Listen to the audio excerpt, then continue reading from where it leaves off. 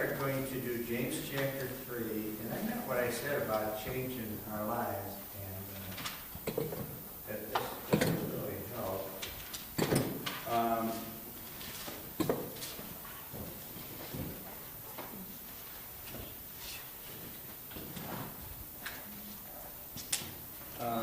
Wait, is it warm or is it just me? Is it warm? Probably time to turn it on. Oh, you're not okay?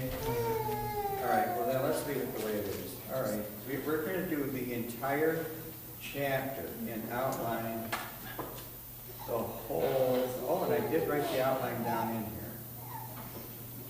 I should write more of my outlines down in here. Our title to this afternoon is Don't Look Now, but It's Out of Its Cage. Ever hear that expression? Something similar to that? Isn't there a similar expression? Don't look now, it's out of the box or it's out of its cage. Snakes on a plane? Snakes on a plane? Something out of that. Big? I don't know what they mean. Something out of the bag. Yeah. Oh, the cat's Out of the bag. Oh, no. That would be the same thing. We were taking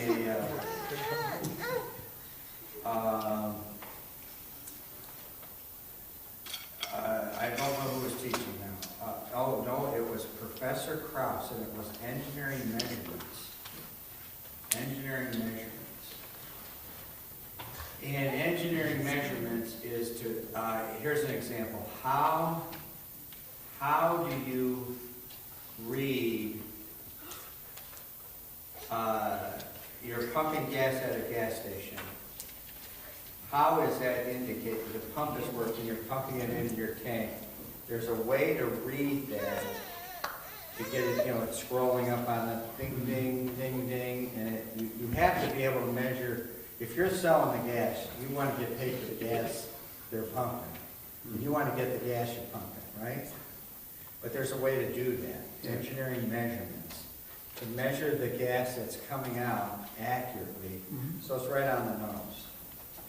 And to do that, and engineers, they just don't start building something. It's put on paper first, so it's on paper. And to do it, you had to know differential equations, which is advanced calculus. And I remember, I think the average it was Dr. Krause. He was fresh out of graduate school, and he was teaching. And the average, I think I was getting a 30 in the class, a 30%. I think if you were getting 50%, you were getting an A. And I forget what the mean was. If your C was like 40%, I passed. And he was just out there. The guys, nobody was getting it. And so there was a test. This was the final exam. And there were some nom guys. We had a lot of nom people. And he does the squiggle and the wiggles and the squiggles with the differential equation. And the one guy said, the jokes were far and few between in engineering. And the one guy said what Lil just said. Wow, that just let the cat right out of the bag. He was giving clues to one of the questions. Man, you just let the cat out of the bag. Well, because no one was going to get the answer. And everybody just laughed because letting the cat out of the bag did not help. It did not help. Anyway, I'm glad I did. Just be glad I don't design the fuel pump that pumps the gas out of the hologram into your tank, because I don't think we get accurate measurements. But that's part of engineering measurement. You have to be able to come up with electronically, mechanically, to come up with the right number. That stuff's all figured out, folks. Somebody has to figure it out, and trust me, you don't find it in a cookbook. It's difficult work. It's really hard work. But don't look now, but it's out of its cage. And it's in reference to knowing James chapter 3. What would it be? What would be out of the cage? The tongue or the mouth? I liken it onto the mouth. What is that? That is out of his cage. Why the mouth, of course. The mouth or the tongue tongue. We can liken it, specifically, we really want to get down to brass tacks, the tongue, but the mouth can just get out of order and so on. And I do have horror stories in my own personal life that one thing you can learn from horror stories is what to do with your mouth. What should you do with your mouth after you experience horror stories? Keep it shut, redirect it a different way, etc., etc. And sometimes do older people have and we're not talking a bad mouth, we're talking about a stupid mouth. Sometimes older people have just as bad, if not the dumbest things, and a young person can have a good mouth. Thank you. Oh my. Anyway. Well, let's look at verses 1 and 2.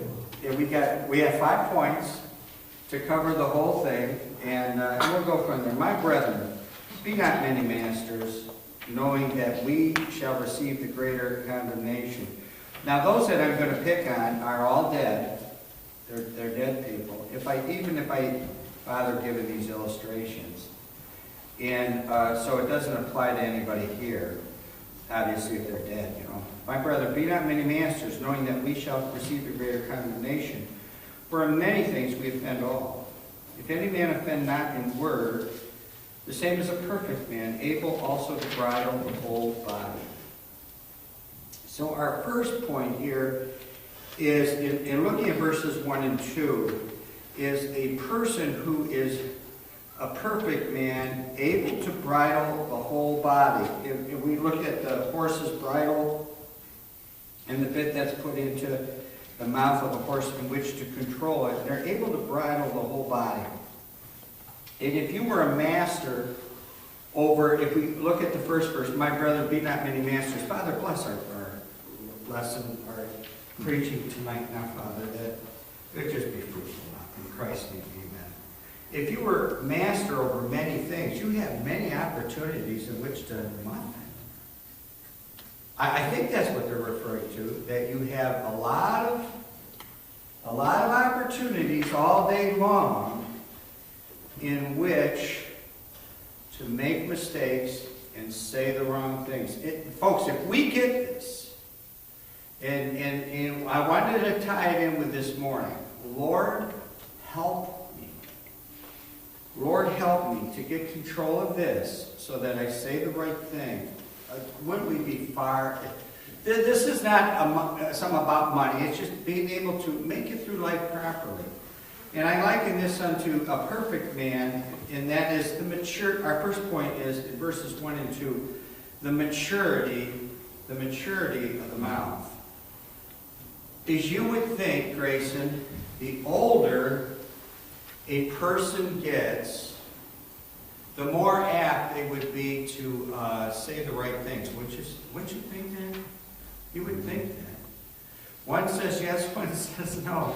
I would say that they would be apt to say the right thing and not the wrong thing. But man, in my experience, and we're talking about my direct, personal, one-on-one experience with people, is, man, there's been some things now, we didn't go to church, we weren't religious people, we did pray at the table, but man, there were things said that just were, I still to this day can't get over the maturity of the mouth, where there were people that were not mature, and certainly were not a perfect man. And I tell you, Dana's here, and we do discuss school. We were talking about school up here for a minute, and I brought up a person. She was supposed to be a concert pianist, and how I found that out, and the circumstances behind that, I'm not going to disclose to you, Dana, or to anybody. It was just something that I know, or I think I know. But we talk about school once in a while. We don't talk often. And when he first came here, we talked about it often. And I think I brought it up to him. I said, man, it was like we were in a nut house. School was just weird. And I don't, poor kids that have to go to school, be around some of these kids. And we sometimes say that, I would say that 1 out of 10 of the kids were emotionally, there was disruption there in their household, something. And then that overflowed from their disruption to disrupt all those else that were around them. Now, we were trained in class through the county that when you receive children, they may not feel comfortable in a peaceful house, that they feel very, very insecure. And don't be surprised if they purposely, on purpose, make a ruckus to feel, I mean, you know, to feel great. I mean, smash the TV just to cause a ruckus, just so that they feel at home. And now, is that true? I would assume it's true. I didn't necessarily doubt them, and they're supposed to be the experts in it, and I'm open to learn some new things. But then I thought about, when I prepped this, about the kids that we had gone to school with, and the disruption that they caused. The other day there was something on the television. One of the principals took down a kid, I think from Cleveland, body slammed him. Anybody see that? About a month ago. A black principal, you saw that on TV, body slammed one of the kids, and they were saying, I can't believe this all happened. The kid deserved it. I've been in school with a teacher, body slammed kids. And I wondered who's going to win the fight. I'm rooting for the teacher. It was knocked on drag. And this is in a public school. And there's one kid, he body slammed him. It just, we've seen the ambulance. I've seen ambulances show up at Bedford. You know, my dad went to school when the paddy wagon would come. And they're fist fighting with the principal on the front lawn. Now, Wilbur Wright, is there Wilbur Wright? I think he was talking about Wilbur Wright. And that had been 1920. You know, the paddy wagon there, loading the kids up. But I thought about it is, what caused those kids to be like that? Is it an emotional thing with the children to begin with, or is it an overflow from the mother and the father and the things that are going on in that house that just overflows, it affects their life to disrupt that child's life, and then to go out and then they have to get retribution or somehow release this anger they have off on other children in a public school. And don't say Christian schools are void of all this. You know, but the maturity of the mouth is something that to be a perfect man is to be able to bridle. It says bridle the whole body. The maturity of the mouth bridles the body and makes it become grown up or an adult. I remember I had a friend that brought over a car to my house. I didn't chum around with a lot of people, Dana, and I never chummed around with Dana. But I chummed around with, we had 3 or 4 guys. I don't even know who came over, but somebody had come over. And he brought a car that he had just bought.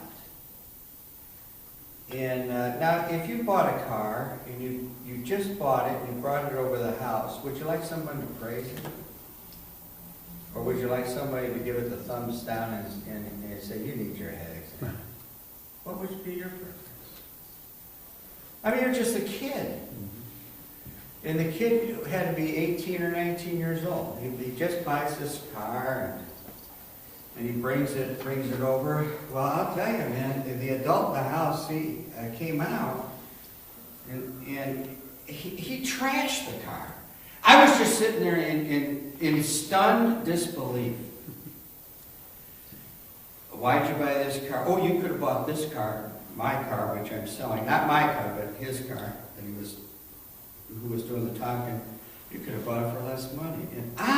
And he belittled that car to the point where I couldn't get over it. And I'm wondering, I have never heard anything like this, and to think I'm related. But it taught me never to do that. I learned at 18 or 19 never to do that. I'm not saying I didn't before, or I'm not saying I didn't do it after. But I learned a lesson there. Don't do that. Because it's not edifying. It doesn't build anybody else. And what difference would it make what kind of car the guy bought? It's his car. Right? It was his jalopy. It was his small money that he had. And you know what? It was, we didn't have 2 nickels to rub together. The kid probably didn't have 2 nickels to rub together. Who knows what he owed on? He probably paid $600-700 for it. Who knows? But it was his pride and joy. He's driving around in his car. Who am I to sit here and say you shouldn't be driving around in it? The maturity of the mouth, and I'm thinking, this is an older person. A person that was probably, he could have been as old as I am now, doing that.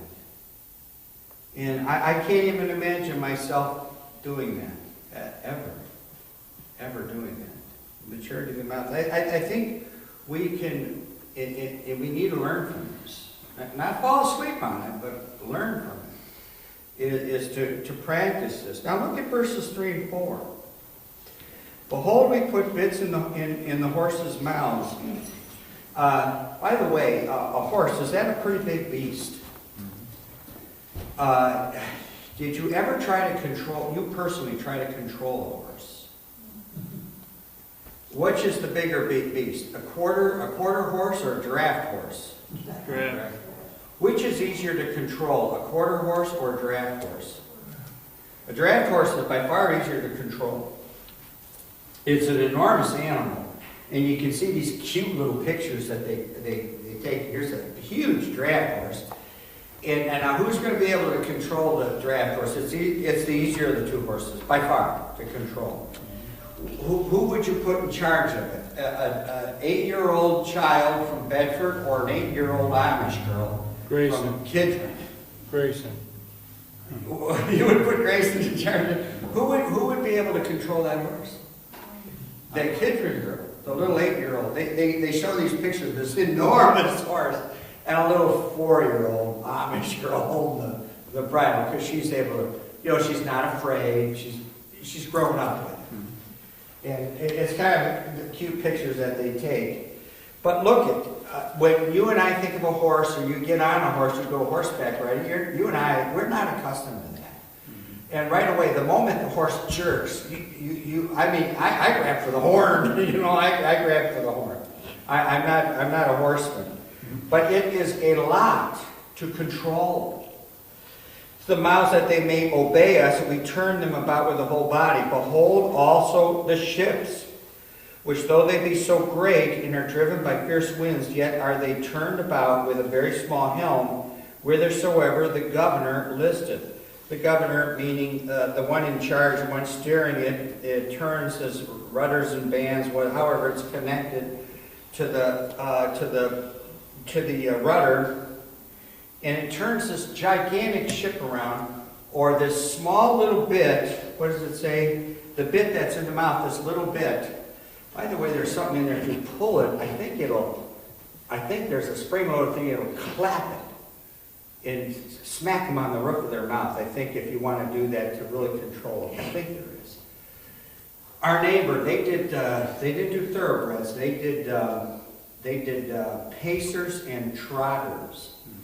And our neighbor boy, he came to church with us, got saved. He was not afraid of horses. He would take his hand, stick his hand in the mouth. Horses, do they bite? He was not afraid, man. He put it almost up to his elbow. And it's slobbering all over, but they had no back teeth. I didn't know this. Horses have no teeth way back there. He'd have them in there, and he'd show. He wasn't afraid of the horse. He wasn't afraid. The point is this. Our first point is the maturity of the mouth. That's where we want to get to.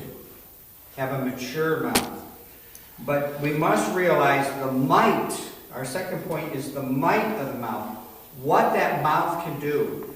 It can turn a horse, this huge animal, or it can turn a ship and redirect a ship. So I want you to think about it. All the things that you have said, that I have said over the years, that we're going to say, and the things that we say can either make a life or break a life.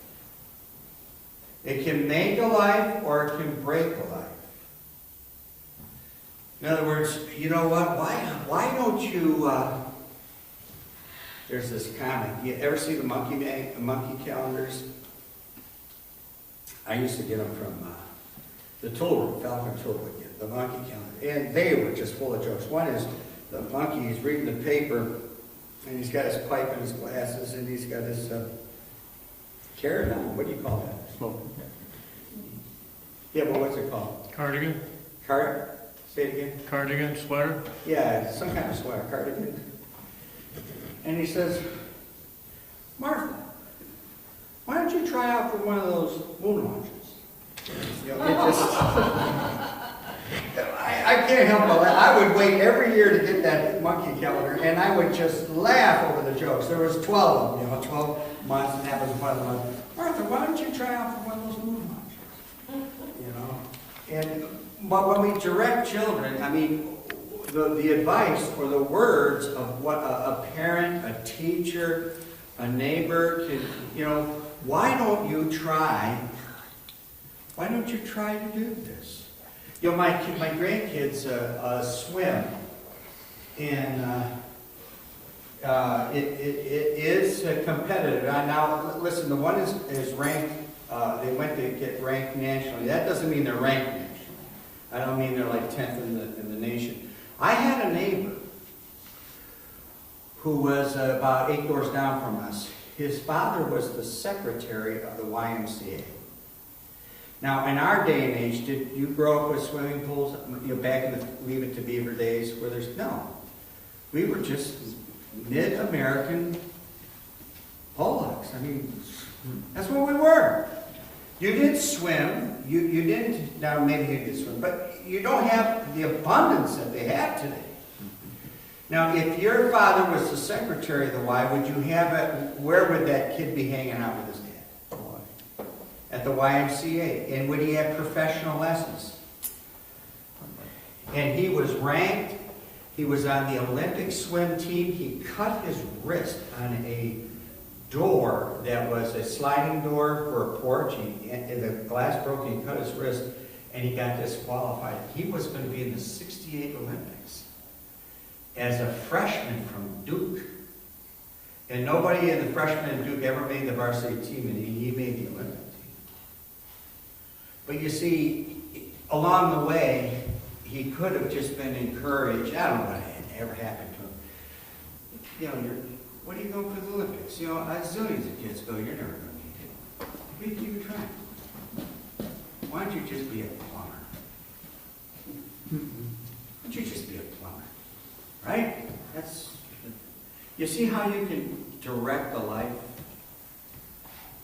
What the might of your mouth, the things that you say in encouragement may change the direction of a person's life.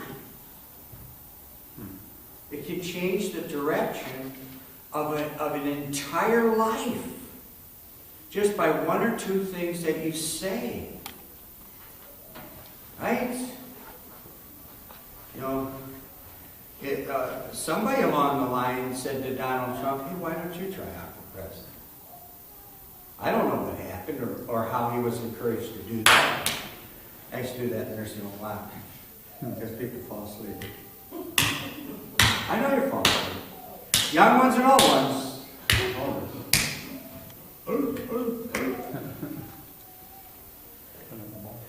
Do you see what this mouth can do? The might of the mouth. It's got a lot of power. Mm-hmm. There was you mentioned Clifford Parks. There was a kid, I don't know if it was Clifford Parks, I was in drafting, and I am conscious of the time. We will get moving along here. He could draw. He could draw animated objects. I cannot draw animated objects. He could draw animated objects. He was in drafting, and I remember it was Mr. Pence, I think.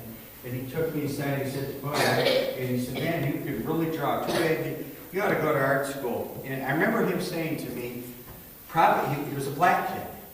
And he said, and he probably said it in a way that probably because he's black and his situation, he's never going to be able to go to college and get the right training. But he encouraged him to go. He didn't, I don't know where the kid ended up. But he did have some natural ability. He was, you just read a few things, take a couple lessons, and man, you can really go to it and be a good cartoonist or an artist. He was really good. The moment the pencil hit the paper, you knew something was happening. But the might of the mouth, the things that you say, can redirect an entire ship, move a horse, and redirect that. What you say can redirect an entire life. Do you see that in these verses? That's what's in that verse, the might of the mouth. Look at verses 5 through 8. Even so, the tongue is a little member, boasteth the great things. Behold, how great a matter a little fire kindleth. The tongue is a fire, a world of iniquity. So is the tongue among our members, and it defileth the whole body. It setteth on fire the course of nature, and it set on fire hell for every kind of beast, birds, serpents, things in the sea. It's tamed and has been tamed of mankind, but the tongue can no man tame. It is an unruly evil, full of deadly poison. Now, this is all negative. A good M word for that is the misery of the mouth. Verses 5 through 8. The misery of the mouth. And that is, right through there, verses 5 through 8, is what we're accustomed to hearing preached. And I'm not saying it shouldn't be preached. It needs to be in the forefront. But if we are going to analyze the entire chapter, and we are going to read all 18 verses, the maturity of the mouth, it can be done. And then the might of the mouth, the effect that it has. But the misery that it brings people, the misery of the mouth. I had brought this up. Folks, we bought a house. The wife and I bought a house, and we got the keys. And I remember I went to the bank to get the money. This before we bought the house, to get the money so I could buy the house. So I went to the bank to get the money, and I went down there, and they offered me the money at such and such a rate. Who knows what it was? Back in 1975, something like that. And it could have been at 8%, 7%. And I came back and I told my dad, well, they offered me the money, but man, the interest rate was too high. I mean, he almost croaked. He said, "You mean to tell me you didn't take it?" He said, "Well, no. You get back down there and you get that money and buy the house." So I said, okay. So you see how the mouth can redirect a life. It could have been, I wouldn't have done it. It was the right move to go get the money. It offered the money, go get it.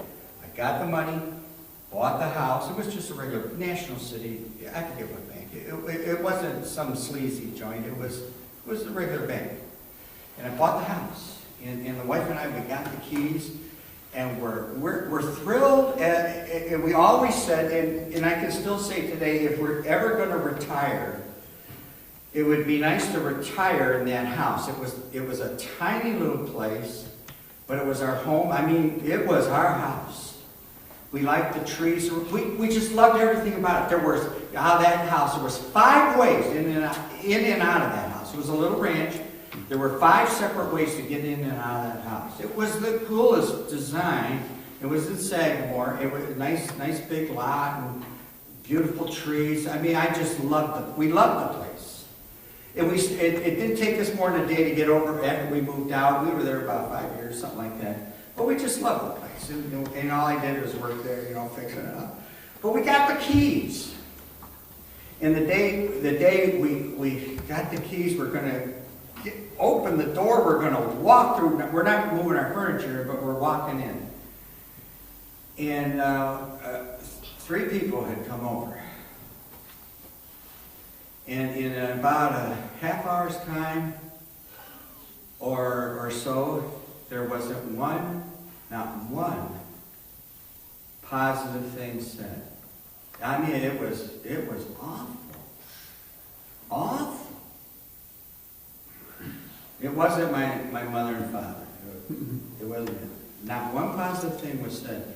I finally said at the end, I said, well, I don't think you ought to come over here and talk to us like this. You said that. I said that. That's good. He got in my face, told me off, had my wife in tears. This is the day we got the key to the house. It was the weirdest thing. I just can't get over how weird that was. God forbid I ever do that to you. And to the point where my wife was in tears and had thought about the worst that could happen for her. The same thing happened to us 5 years later when we bought the house we own now. We got the keys. We went in. Same people came over The same people? and did the same thing. Good grief. And they're still living. Huh? And they're still living. They're not. They did the same thing. The misery of the mouth. Folks, what? The damage that people do with their mouths. It ought not be. It ought not be. I mean, it's to the point you should swallow what? Pride. Swallow your pride, swallow your tongue, man. It was awful. The misery of the mouth. Look at verses 9 through 12. Therewith bless we God, even the Father, and therewith curse we men. We do blessings and we bless God and we curse men, which are made after the similitude of God. In other words, I always say this, if we're saved here. Who lives inside of it? Jesus. God lives in there. Jesus lives in there. God lives in there. So whenever you're addressing your brother or sister in Jesus, you better make sure that you realize who you're talking to. God lives in there. All right, blessed we got even the Father, with a curse we men, and we are made after the similitude of God. Out of the same mouth proceedeth blessing and cursing. My brethren, these things ought not be so to be. Doth the fountain send forth at the same place sweet water and bitter? Can the fig tree, my brethren, bear olive berries, either of vine figs? So can no fountain both yield salt water and fresh. All right, so there's two things that come out of that. It's like, as I say, that Batman. I never remember this guy. But Starla brought up the false face. I don't ever remember that. I remember the Joker and a penguin, but I don't remember false face. Our M word here is the mask of the mask of the mouth.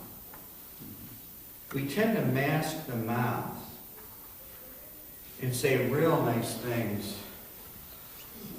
Boy, Matt, real nice things.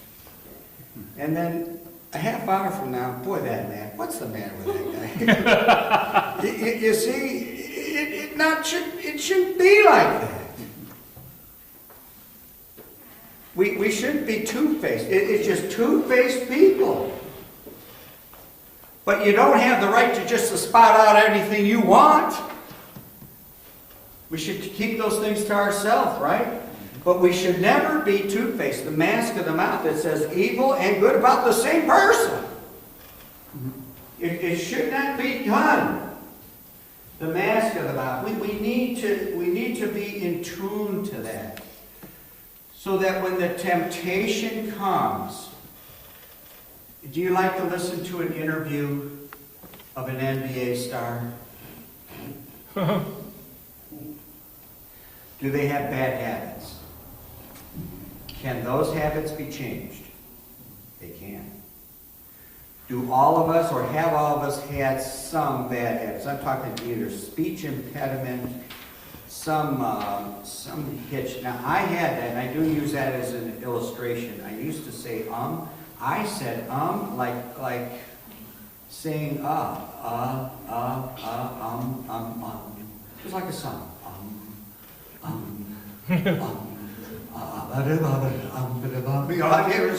it was ridiculous. And I made up my mind, I'm going to stop this. I personally made up my mind. It was not brought to my attention, but I believe I never say that anymore, ever.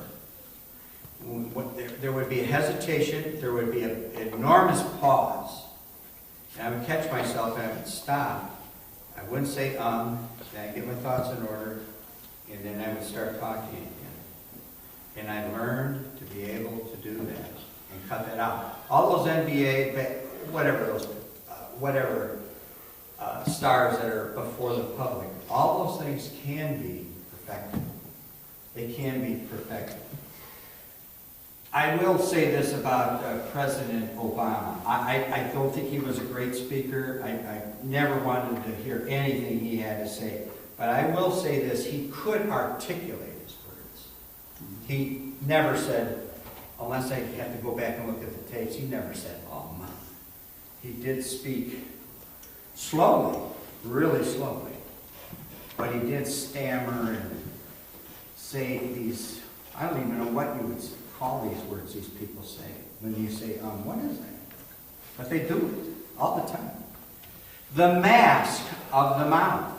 It can be two-faced. The maturity of the mouth, we want to get there. The might of the mouth. Realize the power that you have with your mouth, of how you can redirect lives or encourage lives. The older we get, we can direct or encourage lives that are young, much younger than ours, to go for it, to go on. The might of the mouth, the misery of the mouth that this can cause people, the mask of the mouth, the two-facedness. Now look at the balance here. Excuse me, verses 13 through 18. Who is a wise man and endued with knowledge among you? Let him show out of a good conversation, that's his lifestyle, his works with meekness of wisdom. But if ye have bitter envy, strife in your hearts, glory not, and lie not against the truth. This wisdom descendeth not from above, but is earthly, sensual, and devilish. Now we're going to keep all this in its context. For where envy and strife is, there is confusion in every evil work. But the wisdom that is from above is first pure, and peaceable, gentle, and easy to be entreated, full of mercy, good fruits, without partiality, without hypocrisy. And the fruit of righteousness is sown in peace of them that make peace. So the idea here is the only M word I can come up here is the motives of the mouth. Maybe you could come up with a better one. One form of speech is coming from the earth. And the other form of speech, Nathan and Grayson, is coming from above. Is coming from above. And the one is envious and devilish, earthy, sensual, and devilish. The other, with evil work. The other is without partiality, not a hypocrite. And there's fruit. The fruit of righteousness is sown in peace. And the motives of the mouth is where, maybe you could come up with a better M word as far as where this stuff is coming from. One is going to come from above. If we let the Holy Spirit take over, and the other just coming from our earthly evil heart, is what is spoken by the Word. Does everybody see these things in these verses? And I did my best to go beyond verses 5 and 8 of the negativity of the mouth, which is very true. But we can reach the point of maturity of the mouth. When we part company, one day, the great party, when we hit our deathbed, we want to have the mature mouth so that people will flock and want to be there. Want to be there because they enjoy the blessings they receive from your mouth. Amen? Amen! Don't look now, but it's out of its cage. Shake hands before we begin.